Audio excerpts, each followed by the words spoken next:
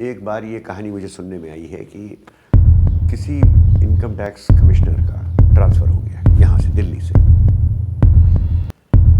25 MP गए थे अमिताभ बच्चन के साथ पिताजी से मिलने। इनको कभी कुर्सी से प्रेम मोहब्बत नहीं थी। ये ज़रूर था कि मिसेस गांधी को बहुत मानते थे, क्योंकि मिसेस गांधी ने ही पहला मौका दिया उनको लड़ने के लिए। वो उनका जो आदेश होता तो पूरा कर देते थे। लेकिन कभी मिसेस गांधी ने इनके ऊपर उल्टे सीधे काम करने के लिए भी कोई प्रेशर नहीं डाला, कभी नहीं जी। बस उन्होंने केवल इनकरेज किया कि जो तुम्हारा पैशन है उसको फॉलो करो। वो मैंने किया और उसमें उन्होंने बड़ा मुझे इनकरेज किया। ये सुनने में आया था कि मिसेस गांधी थोड़ी नाराज़ हैं कि बिना बताए इन्होंने इस्तीफा दे दिया।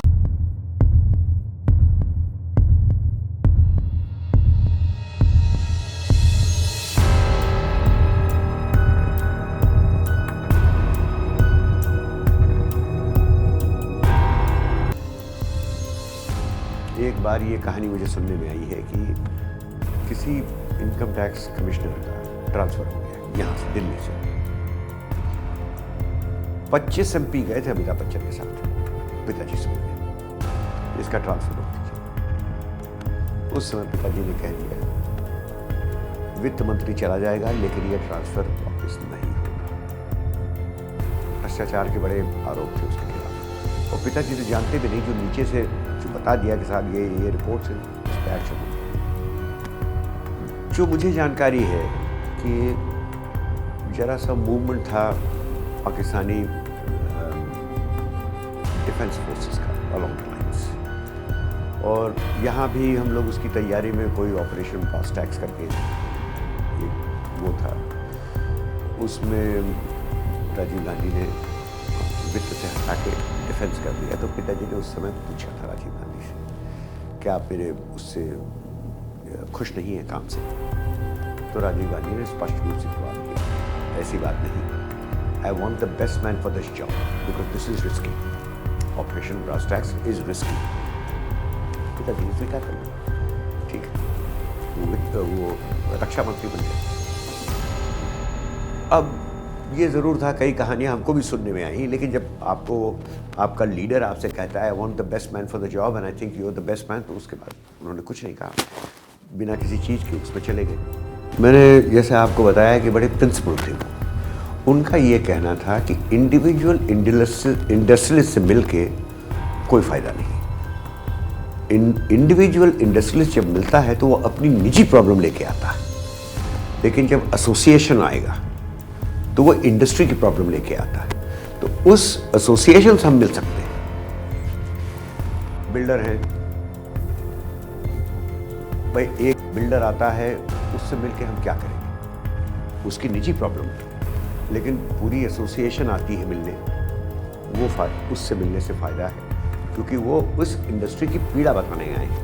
हमको वो देखना है कि उस पीड़ा को हम दूर कर सकते हैं नहीं कर सकते। हाँ, उन्होंने ज़रूर अंबानी हो या जो भी हो, टाटा हो, वो किसी से नहीं मिलते थे। हाँ, उन्होंने एक चीज़ ज़रूर कर रखी थी कि हर सोमवार था या कौन सा दिन था, दिन का, हफ्ते का, जिसमें उनका एक ओपन जनता दरबार चलता था। उसमें बिना अपॉइंटमेंट के आप चले आइए, वो 2 घंटे चलता था। आप अपने पीड़ा रखिए सामने, उसमें आ सकते थे बड़े इंडस्ट्री से अगर आना चाहे तो, लेकिन कोई आता नहीं था। वित्त मंत्री थे तो ये कुछ ज़्यादा फेमस हो गए थे। टैक्स कलेक्टर, मतलब सब जगह रेडें पड़ रही थी, और इनके शायद एक मैगजीन ने निकाला भी था कि औरंगज़ेब के बाद एक ही टैक्स कलेक्टर पैदा हुआ, पिताजी का नाम लिखते थे। उसमें बहुत से लोगों के यहाँ रेड हुई थी। तो इसमें एक किस्सा जो है, उस समय फाइनेंस सेक्रेटरी हुआ करते थे एक बिमल जलान, एक बार मिल गए मुझे। हम लोग को तो मिलना अलाउड नहीं था।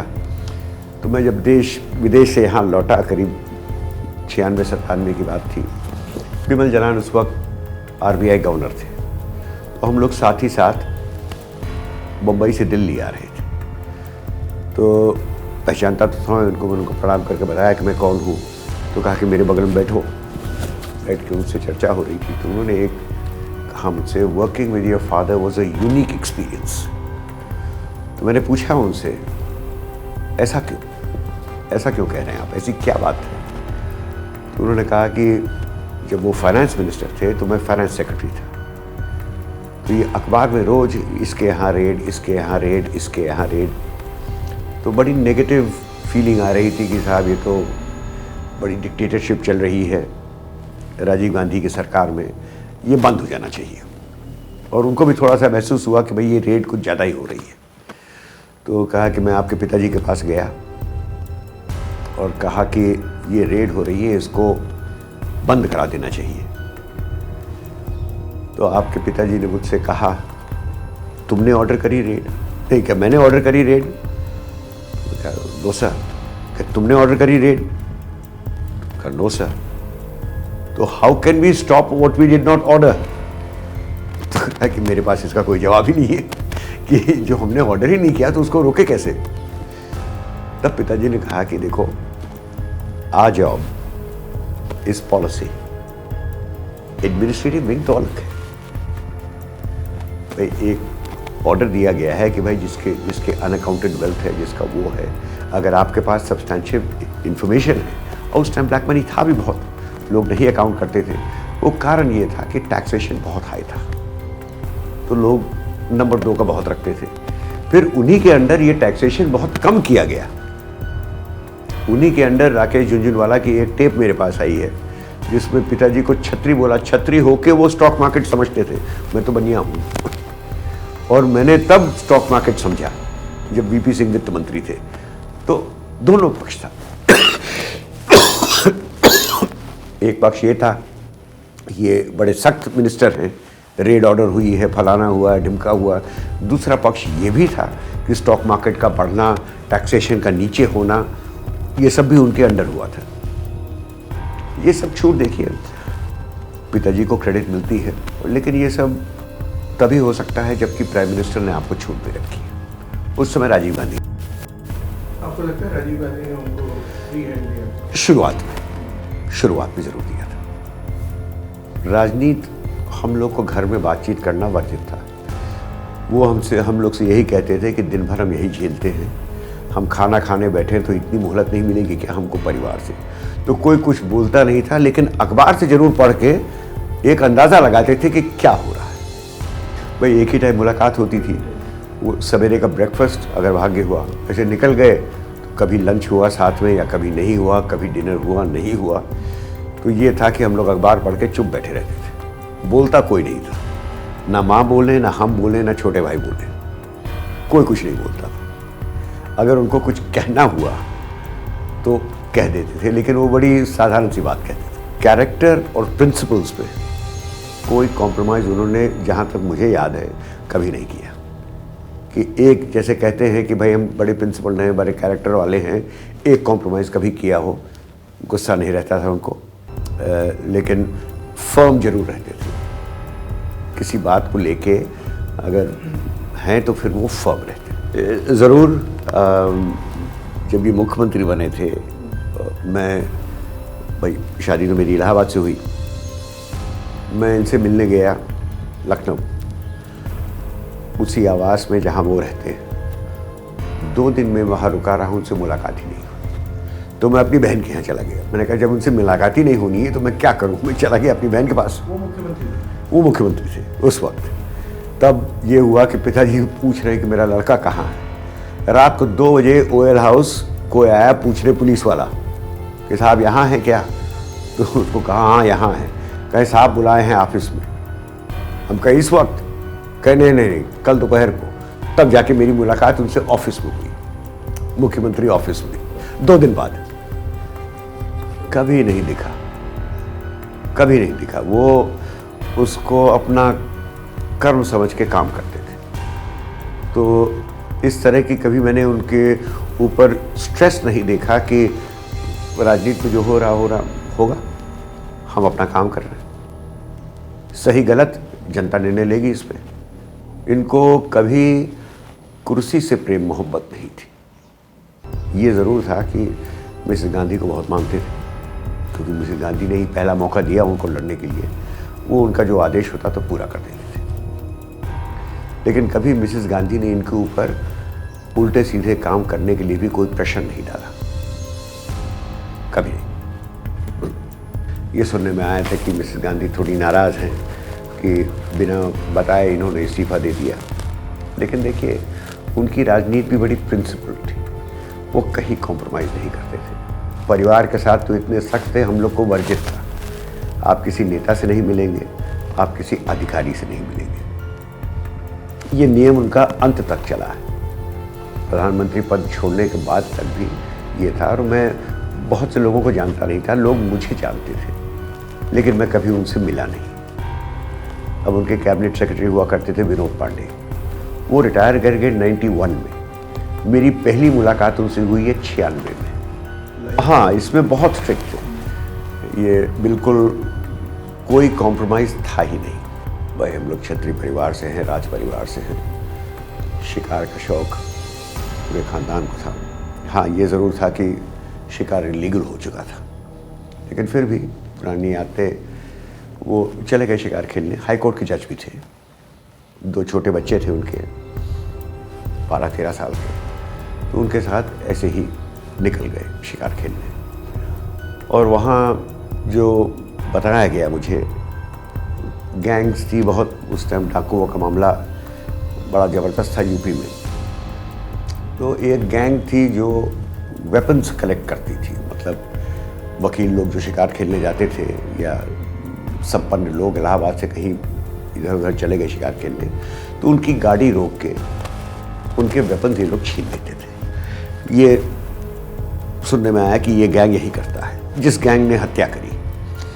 तो जब ये शिकार खेल के लौट रहे थे तो सड़क बंद मिली और इन्होंने यही आदेश दिया कि वही हथियार फेंक दीजिए। तो किसी ने उस जीप से एक गोली चला दी थी, उन्होंने वापस गोली चलाई, तो उसमें हमारे बड़े दाऊ मतलब ताऊ जी और हमारे कज़न ब्रदर जो बड़े लड़के थे, उन दोनों की ही डेथ हुई। हालांकि 9 लोग थे गाड़ी में, यही 2 की डेथ हुई, बाकी सब बच गए, कोई खास चोट भी नहीं आई उनको। उसके बाद कुछ नहीं, ये सुनते हैं बाद में पुलिस ने पकड़ा, छापा मारा, इनका एनकाउंटर हुआ है शायद। यही मूल कहानी यही थी। ये ज़रूर था कि उनकी ड्राइव डाकुओं के खिलाफ इतनी, हुआ कैसे सर? जैसे उनकी अब कुछ देखिए डकैती पड़ी, कुछ हत्याएं हुई, तो उन्होंने ये तय कर लिया कि भाई डाकुओं, हम यूपी को डाकुओं से मुक्त कर देंगे। बड़ी लंबी ड्राइव चल रही थी, इसी बीच में ताऊ जी का भी मर्डर हो गया, लेकिन तब उन्होंने इस्तीफ़ा नहीं दिया था। बेमई में जो मैसेकर हुआ है, जिसमें कि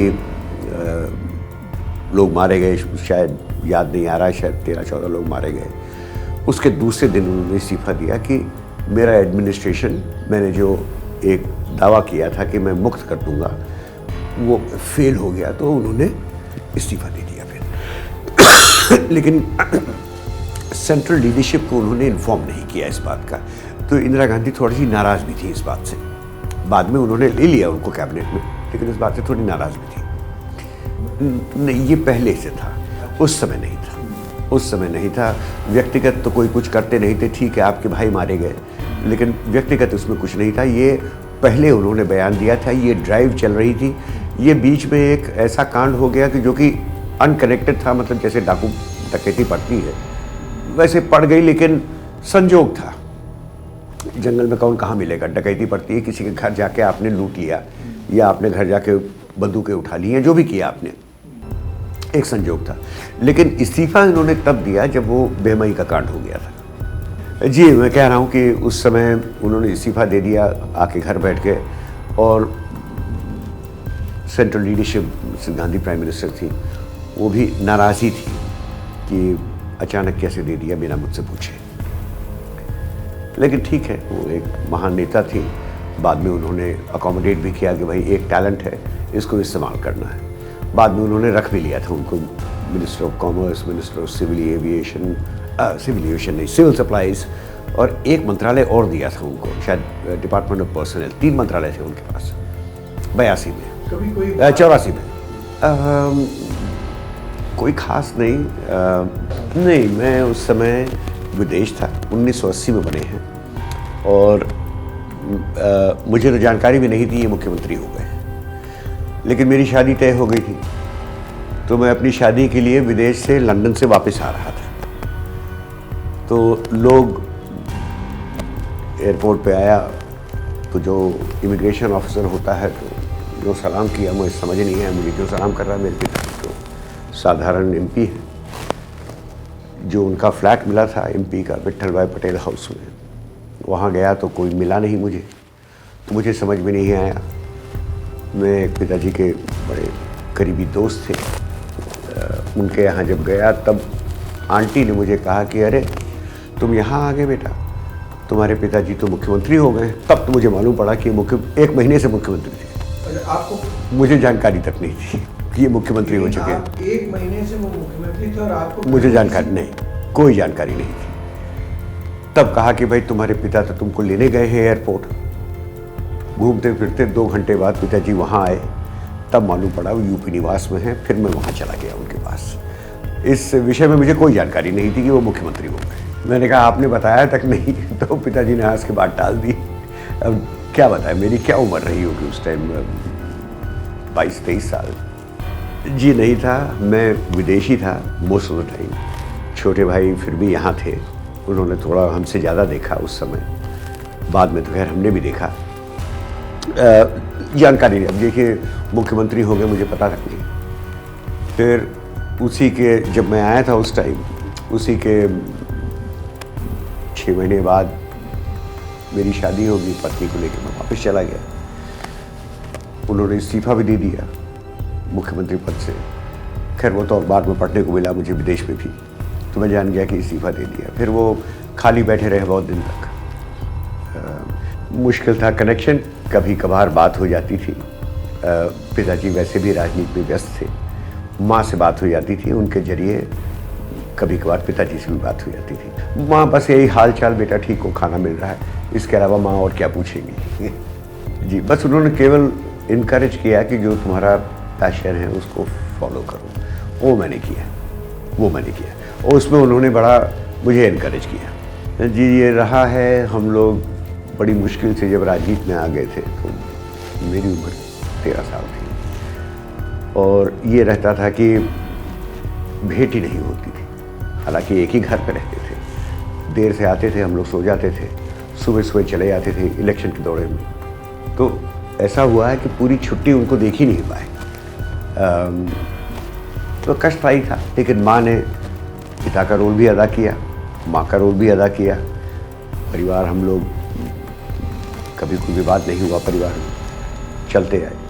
तो मैं एक बहुत बड़ा डिसअपॉइंटमेंट था पिताजी के लिए, क्यों वो चाहते थे मैं साइंस पढ़ूं और साइंस में मेरी बिल्कुल रुचि नहीं थी। उन्होंने बड़ा प्रयास किया, अंत में ये स्वीकार किया कि ये बच्चा जो है साइंस नहीं पढ़ पाएगा, इसको आर्ट्स ही पढ़ने दो। तो वो बड़ा कठिन था क्योंकि हम पिता की इच्छा पूरी नहीं कर पाए। था आर्ट्स में ही ज़्यादा रुचि थी, आर्ट्स पढ़ते रहे। चिंता उनको इस बात की थी कि साइंस नहीं पढ़ेगा तो ये नौकरी कहाँ से पाएगा, कमाए धमाएगा क्या। कह चलिए वो तो बचपन की बात रही। बाद में ये हुआ कि थोड़े बड़े हुए, एक डिग्री हासिल करी, फिर ये हुआ कि विदेश जाना है सीए करने।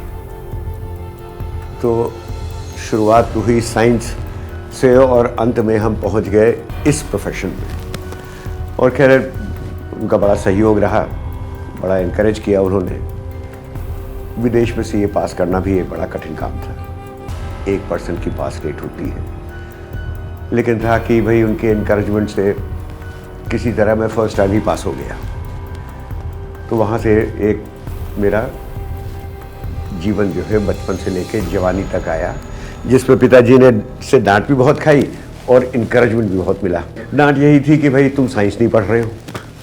क्रिकेट में ज़्यादा रुचि थी, क्रिकेट ज़्यादा खेलते थे। जब मैं इंग्लैंड पढ़ने गया तो मुझे मौका भी एक मिला प्रोफेशनल होने का, लेकिन उस समय कैरी पैकर नहीं हुआ करता था, पैसा क्रिकेट में था नहीं। वो रिस्क हम ले नहीं सकते थे कि अगर इंजरी होगी तो 20 साल की उम्र के बाद हम किसी लायक नहीं रह जाएंगे। तो हमने भी उसको पास कर दिया आज। आजकल तो क्रिकेट एक बड़ा प्रोफेशन हो चुका है।